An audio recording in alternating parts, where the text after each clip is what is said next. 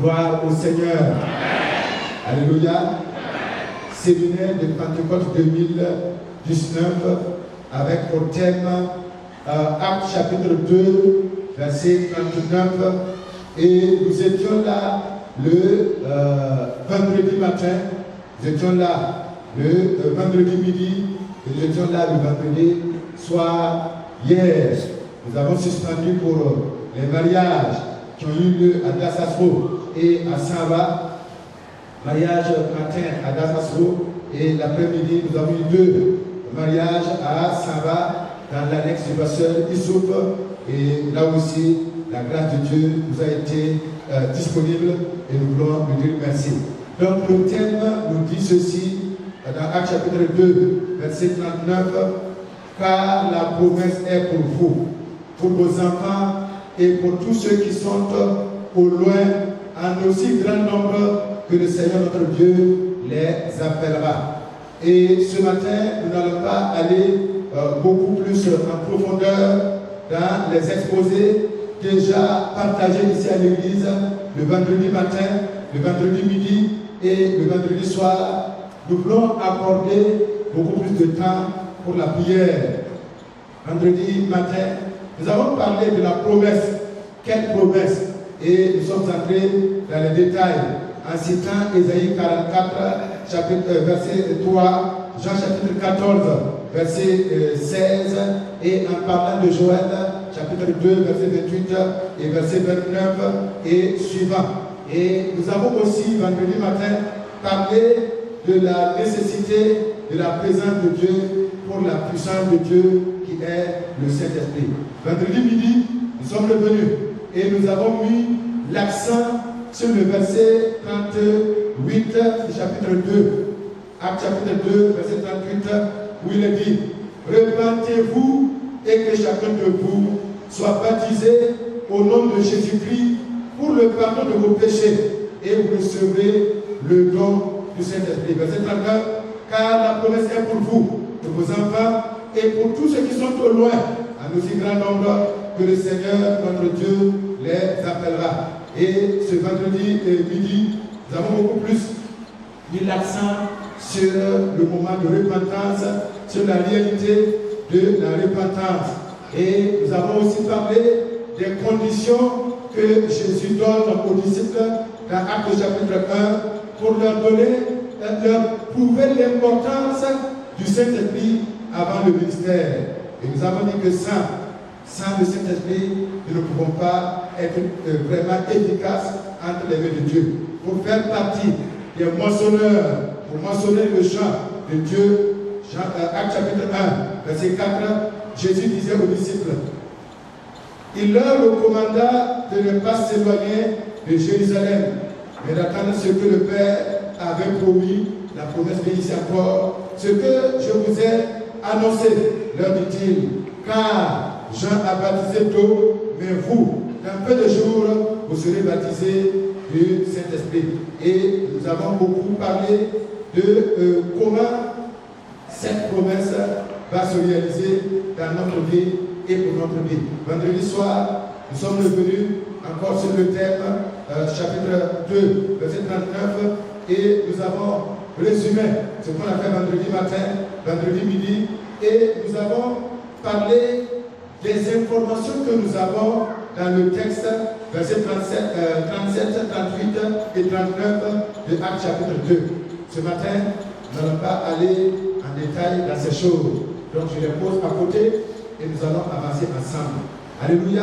Amen. Nous allons lire tout simplement la leçon de dimanche ensemble, qui parle du Saint-Esprit, et après, nous allons passer à la prière. Alléluia. Amen.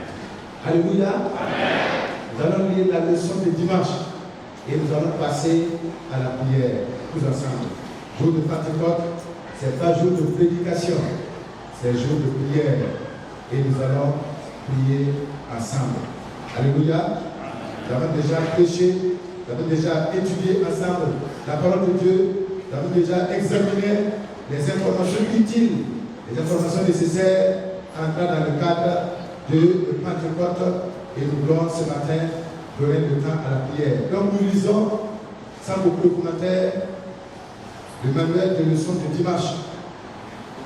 Le défi du Saint-Esprit dans l'église des assemblées de Dieu de la zone 1. Et le thème, ce sont les grands défis, ou bien quelques grands défis de l'église aujourd'hui.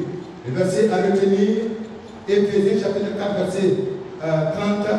N'attristez pas le Saint-Esprit de Dieu par lequel vous avez été scellés pour le jour de la rédemption. Nous allons répéter le verset avant de continuer.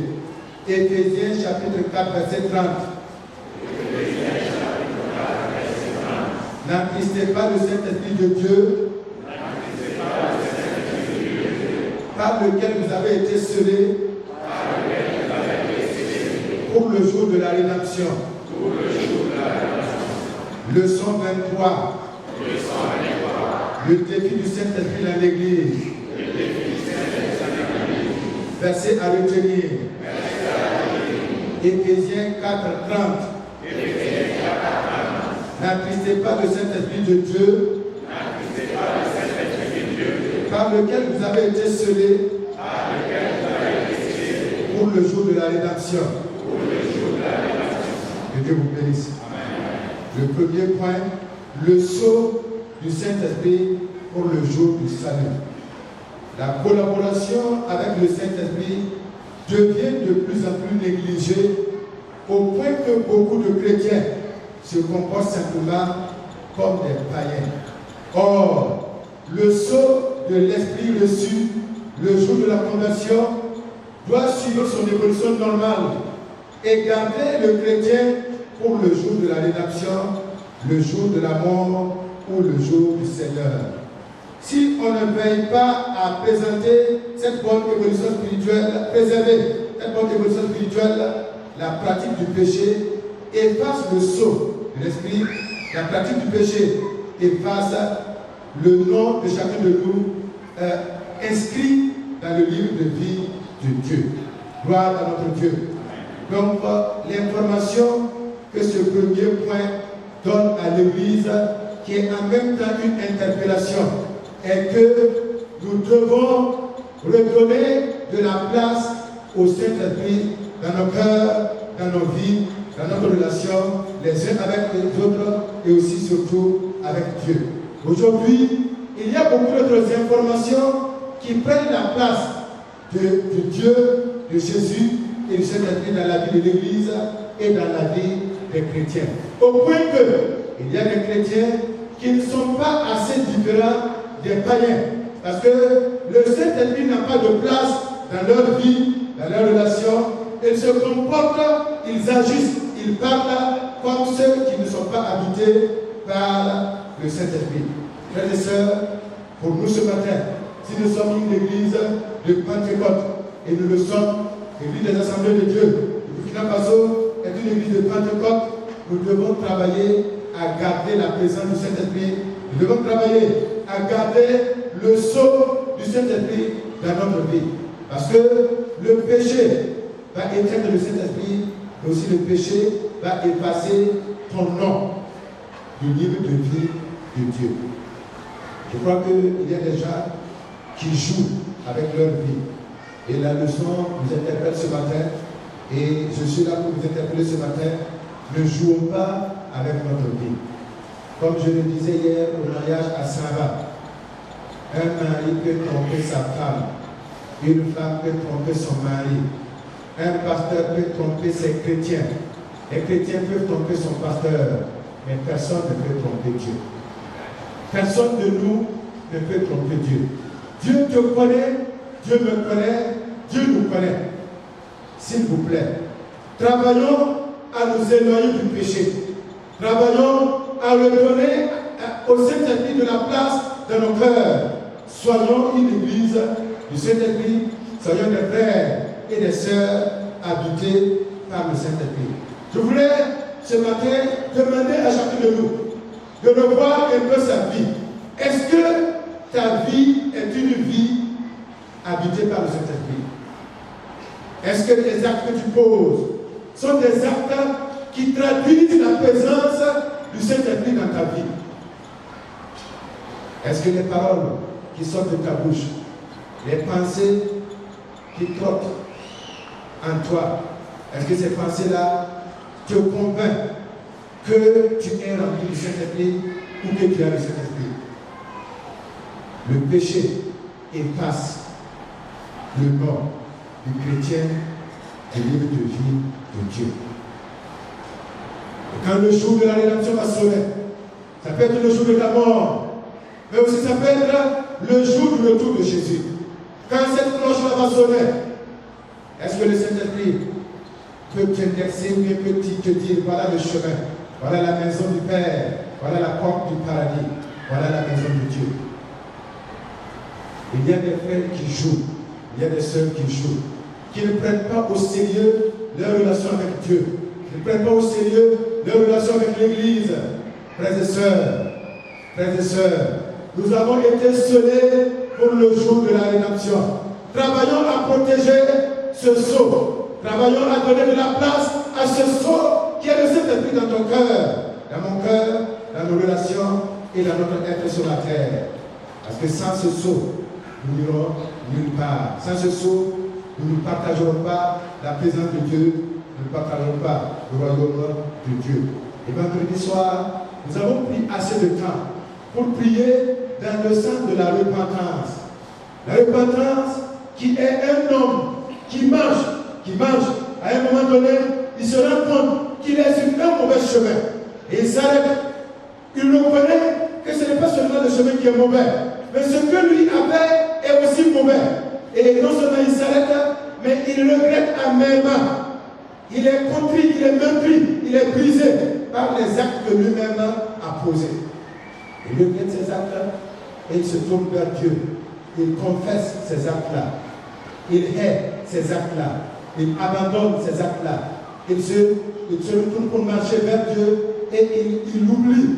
Et il ne revient plus jamais vers ces actes-là. Il remet sa vie entre les mains de Dieu. Demandant à Dieu de le garder, de l'accompagner, de le soutenir et d'être celui qui va éclairer son chemin tous les jours. Frères et sœurs, c'est ainsi que la présence de Dieu sera avec nous. Et nous avons dit, sans la présence, il n'y a pas la puissance. Si nous avons besoin de la présence de la puissance du Saint-Esprit, nous avons besoin de la présence de Dieu en nous pour avoir la puissance. 2.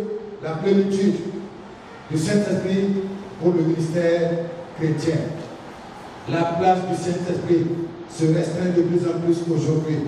Oui, nous avons des chanteurs qui donnent plus de la place au Saint-Esprit. Nous avons des pasteurs qui racontent leur vie, qui racontent leurs exploits, qui racontent leurs capacités et qui ne donnent plus la place au Saint-Esprit. Nous avons l'Église qui s'organise davantage et qui n'a plus de place pour le Saint-Esprit. Tout est millimétré, tout est chronométré et c'est comme ça que cela doit faire. Le Saint-Esprit n'a pas de place parce que nous sommes devenus intelligents et nous voulons faire les choses à notre manière.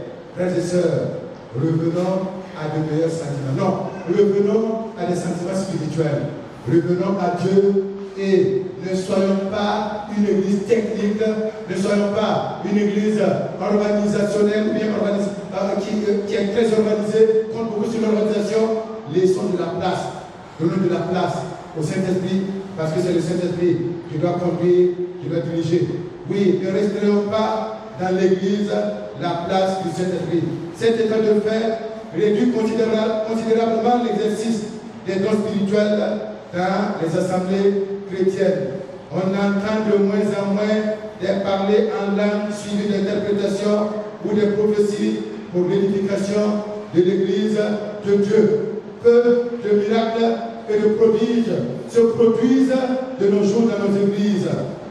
C'est vrai, on n'a pas dit qu'il n'y a pas de miracles, on n'a pas dit qu'il n'y a pas de prodiges, mais nous pensons que le nombre devrait être supérieur à ce que nous connaissons aujourd'hui. Nous croyons que chaque chrétien devait être un miracle dans l'Église. Chacune de nos vies devait être un miracle dans l'Église. Mais puisque chacune de nos vies ne donne pas toute la place au Saint-Esprit, toutes les vies ne sont pas des miracles, donc les miracles se réduisent de plus en plus dans nos églises et dans nos vies. La raison est que le Saint-Esprit n'occupe plus la place qui lui revient au sein de l'Église. Il est donc grand temps de revenir et chercher de tout cœur la plénitude de l'Esprit. Les gens ne veulent plus cultiver la vie intérieure chrétienne. C'est ce qu'on disait tout à l'heure, une vie de sanctification, une vie d'intégrité, une vie de soumission, une vie d'observation de la parole de Dieu, une vie d'application de la parole de Dieu. Il y a beaucoup qui ne veulent plus faire cela, ils veulent être eux-mêmes et faire ce qu'eux-mêmes veulent. Il y a des gens qui ne donnent pas plus de place pour l'intimité avec le Seigneur, mais plutôt préfèrent visiter simplement les lieux de prière pour qu'on prononce des bénédictions sur eux. Le temps est venu pour que chacun travaille à asseoir sa propre vie chrétienne en Christ dans la plénitude du Saint-Esprit. 3. Le fruit du Saint-Esprit pour la maturité chrétienne. Dans cette étape de la vie de l'Esprit, il est question de la maturité chrétienne avec le corps du fruit de l'Esprit. Le Saint-Esprit convainc de péché pour la conversion, rempli pour le ministère de puissance et produit le fruit de l'esprit. Tout cela requiert une persévérance dans la vie de l'esprit. C'est dommage et malheureux que les anciens chrétiens ne portent toujours pas le fruit de l'esprit. Beaucoup retournent à l'alcool, à la vie de débauche. Et l'Église est, en tout cas aujourd'hui, victime de frères et de sœurs. On ne devrait même pas les appeler les frères et les sœurs. De gens qui se disent chrétiens, mais qui sont toujours en train de vivre comme s'ils n'avaient pas connu Dieu. C'est comme le premier paragraphe le dit, comme des païens. Éloignons-nous de ces choses et donnons plus de la place au Saint-Esprit et surtout au fruit du Saint-Esprit. Revenons tout simplement à la vie de l'Esprit. Retournons à la chambre haute dans nos églises. Mais le fruit de l'Esprit, c'est l'amour, la joie, la paix, la patience, la bonté, la bénignité, la fidélité, la douceur, la tempérance. Frère, il est dit qu'il n'y a rien qui soit contre ces choses dans notre vie et pour notre vie. Et ce matin, nous voulons retourner à la chambre haute. C'est vrai, le temps n'est pas assez suffisant, mais ce morceau de temps que nous avons, nous voulons le mettre à profit pour retourner dans la chambre haute.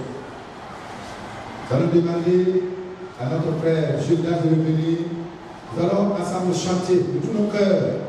Le grand jour s'est levé.